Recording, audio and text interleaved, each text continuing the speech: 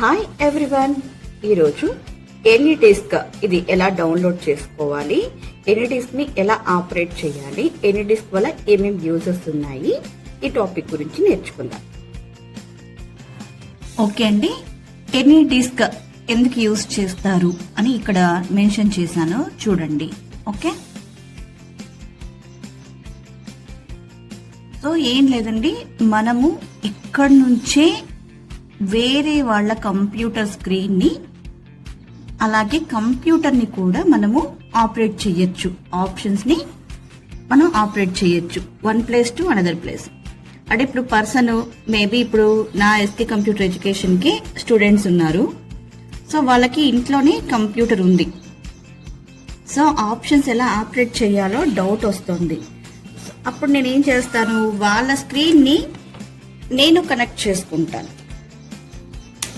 అప్పుడు కనెక్ట్ చేసుకున్నప్పుడు ఏమేమి ఆప్షన్స్ ఎలా చెయ్యాలి అని నేను ఇన్స్టిట్యూట్ నుంచే వాళ్ళ ఇంట్లో ఉన్న కంప్యూటర్ని నేను ఆపరేట్ చేయగలుగుతాను అన్నమాట. అది ఎనీడిస్క్ యూజ్. ఓకేనండి, ఎనీడిస్క్ ఎందుకు యూజ్ చేస్తామో చెప్పాం కదా, ఒకసారి మళ్ళీ చెప్తాను చూడండి. మనం ఇక్కడ కంప్యూటర్ ముందు కూర్చున్నామండి, అవతల మన స్టూడెంట్స్ ఉంటా లేదా అవతల నుంచి మన కస్టమర్స్ ఎవరైనా సరే ఆ కంప్యూటర్లో ఆప్షన్స్ ని ఎలా ఆపరేట్ చేయాలో తెలుసుకోలేనప్పుడు కానివ్వండి, లేదా ఆ స్క్రీన్ ని మనము స్క్రీన్ షేర్ చేసుకోవాలనుకున్నప్పుడు కూడా మనం ఎనీడిస్క్ ఆప్షన్ ని యూజ్ చేసుకుంటాం. ఎనీడిస్క్ అనేది చూడండి, మీరు గూగుల్ క్రోమ్ లో కానీ ఎక్కడికైనా వెళ్ళినప్పుడు కూడా, మొజిల్లా ఫైర్ ఫాక్స్ ఏదైనా సరే ఎనీడిస్క్ డౌన్లోడ్ అని టైప్ చేయండి.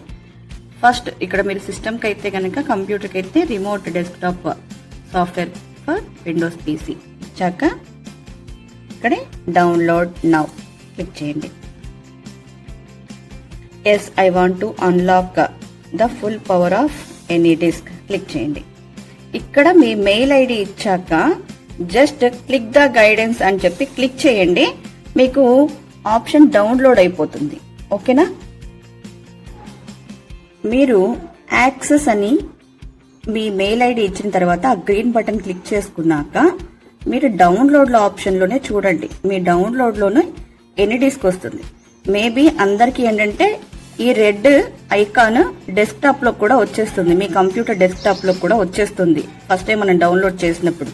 ఒకవేళ డెస్క్టాప్ లో మీకు ఐకాన్ కనిపించకపోతే మళ్ళీ డౌన్లోడ్ లో ఉన్న ఎనీడిస్క్ ని ఐకాన్ ఉంది కదా, డబుల్ క్లిక్ చేసుకుని యాక్సెప్ట్ అండ్ అప్డేట్ అని ఇవ్వండి. ఫస్ట్ టైమే మీరు డౌన్లోడ్ చేసుకుంటే డైరెక్ట్ గా మీకు డౌన్లోడ్ అయిపోయి మీకు డెస్క్టాప్ పైకే మీకు ఈ ఐకాన్ కూడా వచ్చేస్తుంది, నో ప్రాబ్లం, డైరెక్ట్ గా వచ్చేస్తుంది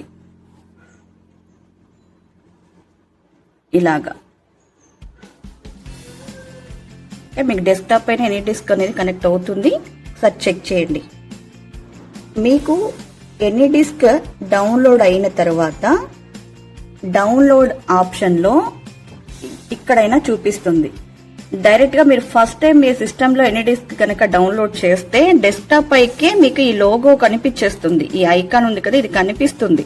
ఒకవేళ మీకు డెస్క్టాప్ మీద ఎక్కడ ఇది కనిపించకపోతే మీరు డౌన్లోడ్స్ లోకి వెళ్లారంటే కూడా మీకు ఇక్కడ కనిపిస్తుంది కదా, దీన్ని రైట్ క్లిక్ ఇచ్చేసాక సెండ్ టు డెస్క్టాప్ అని క్లిక్ చేసుకోండి.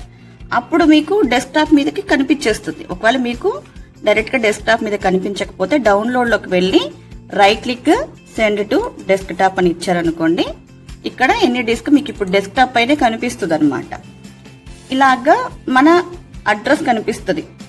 ఓకే, ఇది మనము ఎవరినైనా ఇన్వైట్ చేయాలనుకుంటే ఇక్కడ ఇన్వైట్ అని క్లిక్ చేస్తాం. వాళ్ళ ఐడి ఉంటుంది కదా, ఎనీడిస్క్ ఐడి ఉంటుంది కదా, ఐడి ఇస్తారు, మనం కనెక్ట్ చేసుకొని స్క్రీన్ ని కూడా మనము షేర్ చేసుకోవచ్చు. అవతల వ్యక్తికి మనం కంప్యూటర్ ఆపరేట్ కూడా మనమే చేసేయచ్చు అనమాట. ఇది ఎనీడిస్క్ యూజెస్. ఓకే.